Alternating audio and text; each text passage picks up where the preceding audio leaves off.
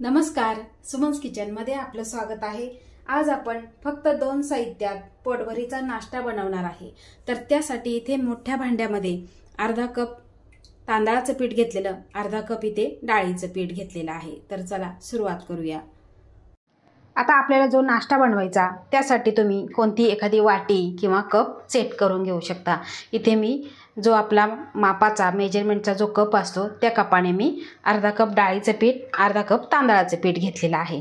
आता यामध्ये आपल्याला थोडं थोडं पाणी घालून, खूप घट्टही नाही आणि खूप पातळही नाही, मध्यम स्वरूपाचं आपल्याला हे पीठ भिजवून घ्यायचं आहे। तर इथे अशा पद्धतीचं आपण हे पीठ भिजवून घेतलेलं आहे। तुम्ही इथे बघू शकता, इथे मला 1 कप पाणी लागलेलं आहे।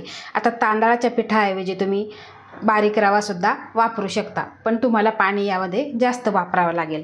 आता यामध्ये घालायचं आहे आपल्याला कोथिंबीर, त्यानंतर घालायचं आहे चवीपुरतं मीठ, 2 हिरवी मिरची ही तिखटवाली बारीक कट करून घेतलेली आहे। त्यानंतर आपल्याला कढीपत्ता घालायचा आहे, अर्धा चमचा जिरं, पाव चमचा हळद, त्यानंतर यामध्ये घालायचा आहे आपल्याला 1 छोटा कांदा एकदम बारीक कट केलेला, तो सुद्धा यामध्ये घालायचा आहे आणि सगळं आपल्याला हे मिक्स करून घ्यायचं आहे। तर अशा पद्धतीने हे सगळं साहित्य मिक्स करून घेतलेलं आहे आणि तुम्ही इथे हे मिश्रण बघू शकता। अशा पद्धतीने आपल्याला तयार करायचं आहे। आता सगळ्यात शेवटी आपल्याला घालायचं आहे यामध्ये अर्धी पुडी घेतलेली आहे मी इनोची, ही सगळी यामध्ये घालायची आहे। खूपही जास्त घालायचं नाही, फक्त अर्धी पुडी घेतलेली आहे। आता हे सगळं आपल्याला मिक्स करून घ्यायचं आहे, सगळं एकजीव करून घ्यायचं आहे। आता आपण नाश्ता तडका पॅनमध्ये बनवणार आहे। तर त्यासाठी इथे मी तडका पॅन गरम करायला ठेवलेला आहे आणि यामध्ये घालायचं आहे आपल्याला अगदी थोडंसं तेल। हे तेल सगळीकडून आपल्याला लावून घ्यायचं आहे आणि त्यानंतर आपल्याला हे मिश्रण यामध्ये घालायचं आहे। आता तुम्हाला किती छोटं मोठं करायचं त्यानुसार तुम्ही घालायचं आहे। इथे मी 1 चमचा भरून हे मिश्रण घेतलेलं आहे आणि यामध्ये आपल्याला हे घालून घ्यायचं आहे आणि गॅसची फ्लेम आपल्याला मंदच ठेवायची आहे। जोपर्यंत हे मिश्रण, वरचं मिश्रण एकदम पूर्ण सुकत नाही तोपर्यंत आपल्याला हे पलटून घ्यायचं नाही, त्यामुळे काय होतं खालची बाजूसुद्धा खमंग अशी ही भाजल्या जाते। तर इथे वरची बाजू सुकलेली आहे। आता आपण हे पलटवून घेऊ।